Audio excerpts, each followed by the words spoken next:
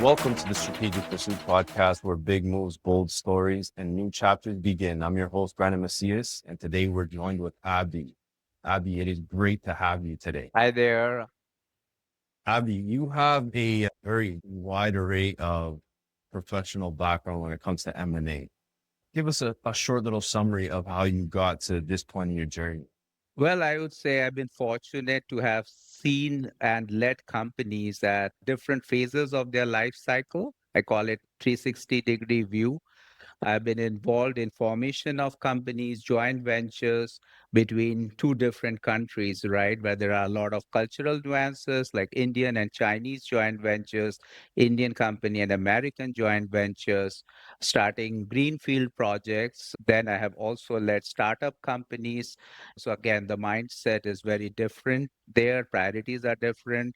Led mature businesses which have a 180-year-old legacy, so very old, mature brands like that of Tata and Pepsi. And I've also been involved in demerger, where a company is being acquired or being hived off into a new company. So, hand holding a new management and due diligence, valuation, and the entire gamut of forming a new company which is carved out from a bigger organization. I have also been involved. Yeah, so that has just provided me, I would say, a 360-degree view of the priorities that are important, particularly from financial and business side of things, particularly with M&As. Abby, I want to touch a little bit on due diligence. You have a lot of experience in all different aspects of business, but let's start with the buyer side. What would you recommend, or what are the key components to due diligence when getting started as a buyer?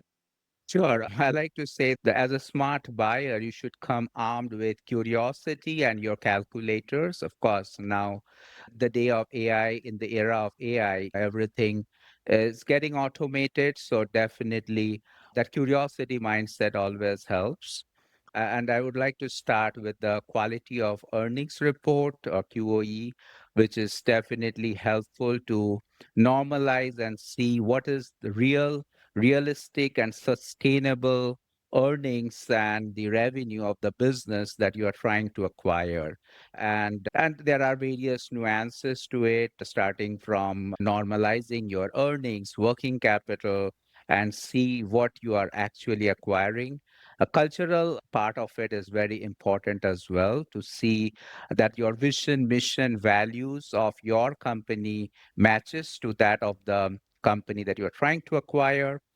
Of course, probing the tax and legal exposures, looking under the hood for the, say, the IP ownership, and checking all of the operational dependencies are pretty important as well. I like to say a seasoned buyer always asks what happens if the founder goes on vacation for 3 months. If the answer is chaos, that's your due diligence finding right there. So, yeah, start with the curiosity mindset. That's great. I want to ask you a little bit more about quality of earning. Can you dive a little bit deeper into that? What are you looking for? So definitely that is a very critical piece. And what I mean by quality of earning is earnings. It's like doing background check, right?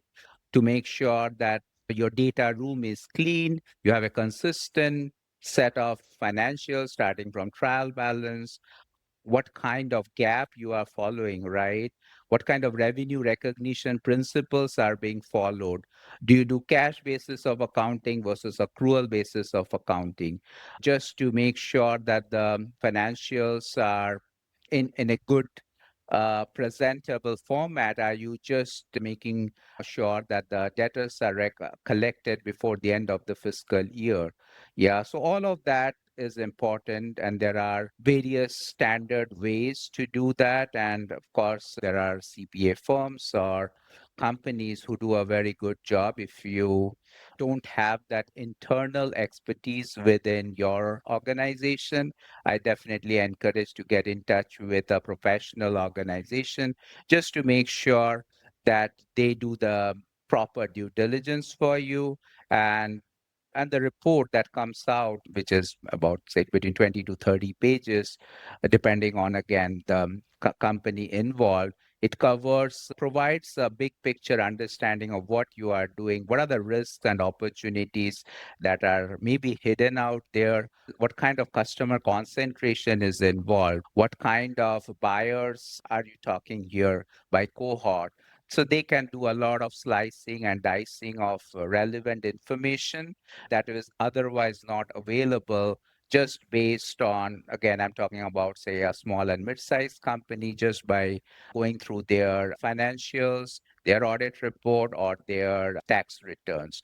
So you need to deep dive into all of that, and that's where quality of earnings is really helpful. Put this in a scenario. I am a seller. I'm looking to retire. Now, when it comes to due diligence on my side, where would be the best place for me to start? Or is there somebody that you would recommend icon for getting this process started? Yeah, I would say, yeah. So start with at least 12 to 24 months before the time you are thinking of retiring. And again, I'm not trying to say that we have to fix the financials. We have to just make sure that the business and the fundamentals are strong enough. So it starts with a clean data room, like I was mentioning. What kind of financials do you have? What kind of KPIs or the key performance indicators is your business measuring, which are relevant and which gives you the pulse of the business, right? Are the numbers being reported on a consistent basis, so with a specific cadence, say 5th of the month or 10th of the month, whatever? What kind of root cause analysis goes behind the scenes and is presented to the management or to the board on a monthly, quarterly basis to make sure that they understand that the business is moving in the right direction in terms of broad, overall, overarching themes, whether it is the vision, mission, values they have, the budget they have, if they have any strategic business plan, 3 to 5 year, how are we tracking against that? What kind of indicators is the company using? Are they just relying on the lead indicators or, sorry, lag indicators, or are they also having some lead indicators as well, which gives you a better pulse of how the business is going to pan out for the balance of the year, and what kind of interventions the management is then accordingly doing to make sure that if there is any shock, say, like Trump tariffs, as we have seen earlier this year, how the company is then trying to act on it to mitigate part of that, right? So all of that comes in, and you need to have, and that's something I do as a fractional or strategic CFO, work with the business owners and give them that comfort that their fundamentals are strong. If you want to attract a premium multiple, be ready for the quality of earnings, right? Which means that your earnings are ready for a financial lie detector test for your revenue and EBITDA, right? Good sellers also know their customer concentration. If your top client knows your kid's birthday, it's not diversification. I always joke with that to some of the clients that I work with. Similarly, yeah, you have to be on top of the business, but at the same time, I always like to say less is more and do more with less. So have few KPIs, which is more forward looking, and at the same time, make sure that the time and effort of the management is used to discuss and deliberate with what can be done going forward in future rather than just looking at the rear view mirror. Now, you spoke about lead indicator. Explain that a little bit more for people that maybe don't understand about those indicators when they're selling their business.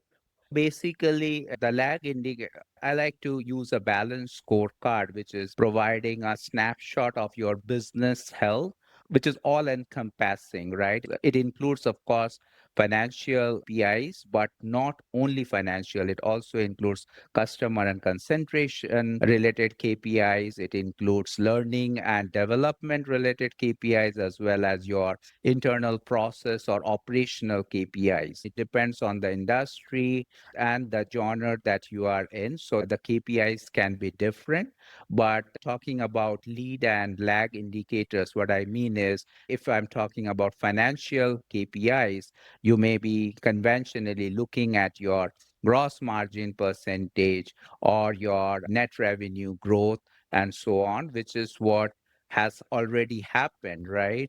But I like to also look at the run rate versus budget. How is your balance of the year going to look like if your business, after taking into account any seasonality, how your balance of the year may look like? How are you going to compare against your vision, mission, and values in terms of if you have any 3-year plan, and if there are any detours which might be required, right? What is your mitigation plan? So all of that is typically looked at from those lead indicators. And again, that, like I mentioned, it's not only restricted to financial. So if it's a AI or a SaaS company, typically the lead indicators can be CAC or LTV to make sure that we know that we are tracking against certain KPIs, but at the same time, we also look at what happens if there are any changes versus to the plan, and there needs to be then a mitigation plan in place. Where have you seen deals kind of go south as far as not taking the right steps with due diligence as a seller? Where have you kind of seen these deals fall apart at the end or very near to the finish line? Sure, I would say, like I say, first the alignment of the vision, mission, and values of both the companies needs to be there, right? That what kind of culture the company has. If it is a company which wants to grow and double its revenue every 2 years, if that is the kind of mindset your company has, and you are acquiring a company which has been there for, say, 50 years and have been growing at just 2% CAGR, then definitely the mindset is very different. So, definitely, I'm not saying that it can be a deal breaker, but there are definitely, it's a kind of a red flag.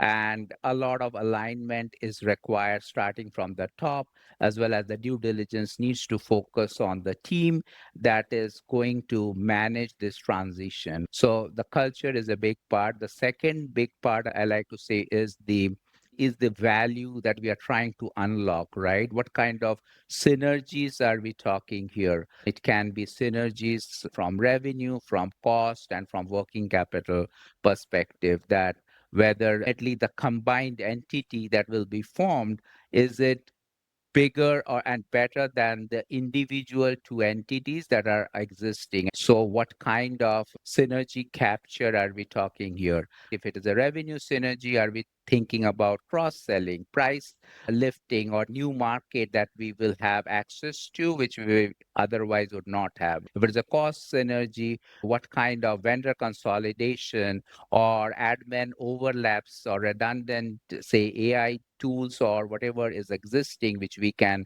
cut, and that can eliminate a lot of cost savings. Similarly, from working capital, if there is a cash trapped in receivables and inventory, and with that newer we can now, particularly that is relevant if you are doing a horizontal or a vertical integration, right? So you have a better control now over the supply chain, and it can definitely help unlock some cash which would otherwise be trapped in your receivables and inventory. You touched a little bit there on bolt-on acquisition, which is good. So looking at that, you kind of have to look at it through a different lens. But if you're doing it strategically and this bolt-on acquisition is made to supplement a loose end on your current corporation, what is sort of a key analysis that you would like to see before making that jump for that new bolt-on acquisition? I would say start with that vision mission, that what are we trying to achieve out of this acquisition, right? Are we going to have access to new markets? Are we going to use a new brand? Are we going to get into a new vertical altogether, which is growing, which is happening, which is again aligned with the company's vision, right? I can take an example of my previous company, which was in food and beverages, Tata Consumer, right? So initially they used to be a tea company. Then they changed their name from Tata Tea to Tata Global Beverage. So that gave them the license to operate not only in tea, because then they acquired some coffee brands and water brands and so on. And later on, they realized that they don't want to just be restricted to beverages. They would also like to get into food. And then they changed their company name from Tata Global Beverages to Tata Consumer Products, which provided them that license to operate in other adjacent categories, which was salt, which was ready to eat categories, cereals, breakfast cereals, and so on. So, again, it all depends on, I would say, the start with the vision. And the second is the financials, right? What kind of value that we are trying to unlock. And definitely the return from the shareholders' perspective is also important, both short term and long term. And it also starts with, doing a good due diligence, making sure that you have a good plan for integrating, right? I love to see a 30, 60, 90-day framework which forces accountability. For in day 30, try to define your matrix, try to close the books consolidated for the unified entity, name the KPI owners. Day 60, your goal should be to have a one chart of accounts, one CRM, one source of truth as far as all the basics are concerned. And day 90, try to see that at least 50 to 60% of the synergies, whether it is revenue, cost, or working capital, is flowing. And if not, have a clear plan of action and a roadmap. And last but not least is to make sure that the culture, which is again a very big overarching theme, right? Because ultimately a business is made of individuals, and we need to make sure that they are available and they are contributing based on their potential, and they feel connected to the bigger vision of the combined entity that is formed. You mentioned your 30, your 60, and your 90-day when integrating one bolt-on to another. Now, you also mentioned the importance of having people and having them align with your goals and working together as far as this new entity is going to be concerned. Now, would you put that in the 30-day mark, having that integrated, the people paying attention to the roles, the goals? Would you kind of have that there in the 30-day, 60-day, or 90-day? And then just give me a little bit more on that. At least in day 30, I would like to have the KPI owners, because whenever this kind of integration is happening, there are different work streams that are formed, from sales to purchases to, if there is a manufacturing involved, supply chain, finance, and so on. You need to have a KPI owner for all of those work streams. That's definitely would be my recommendation for the day 30.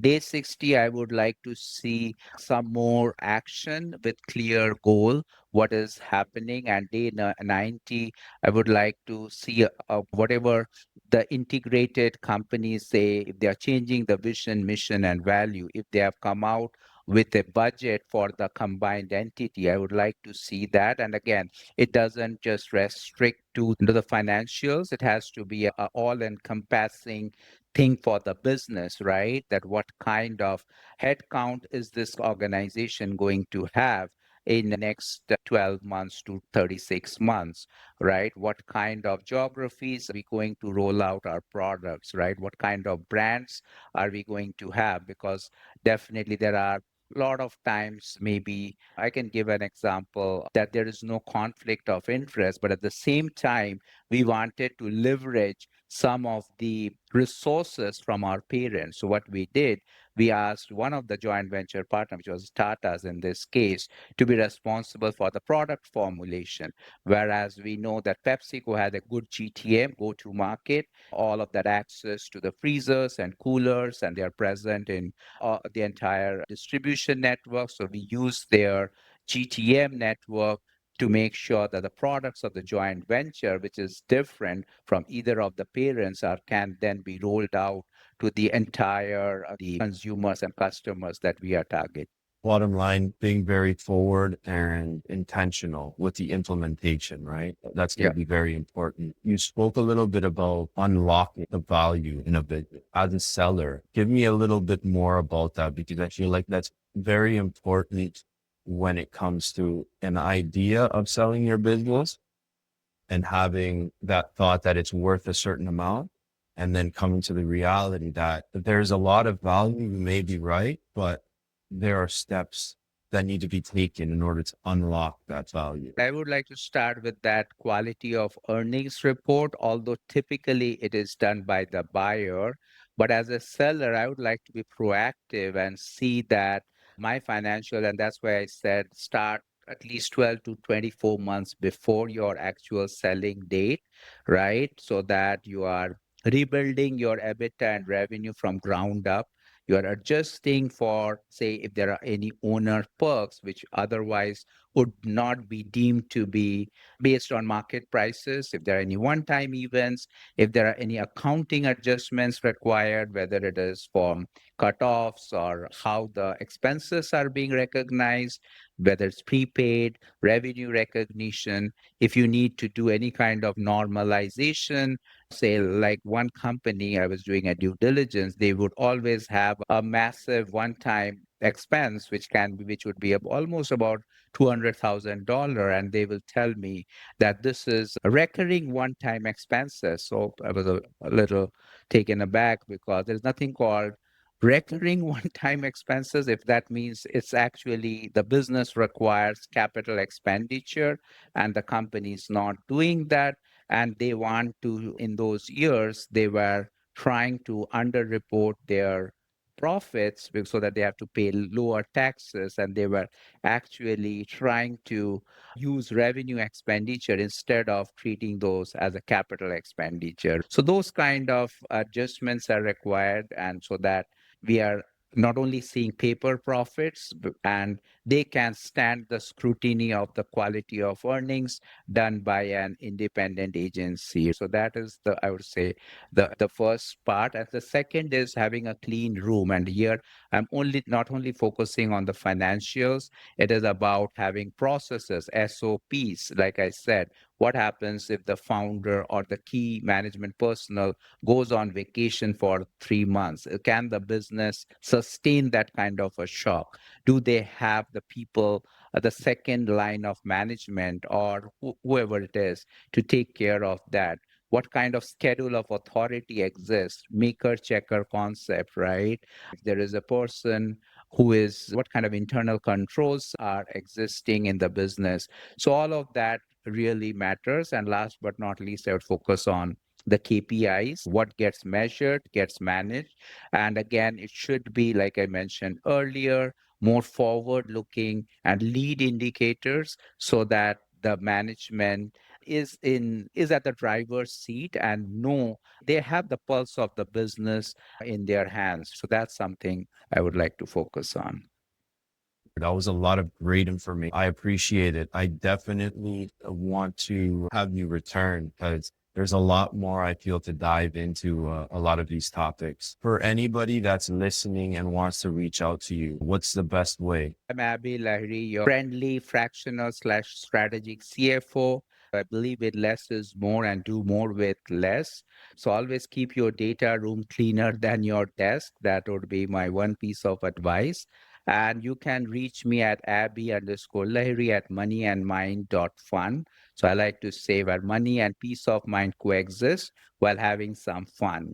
And I am also available on LinkedIn, and I have a newsletter which I publish on a weekly basis. So glad to get connected and happy to share Any thoughts or comments around whether it's M&A or anything to do with finance? Thanks, Abby. I'll put your information with Sean. Take care. You as well. Take care.